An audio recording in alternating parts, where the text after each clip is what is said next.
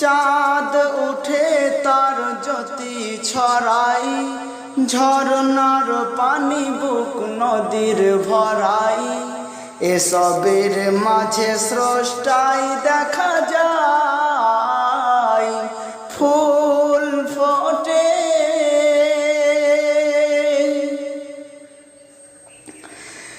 মেঘে হতে কেন হয় বৃষ্টি, মধু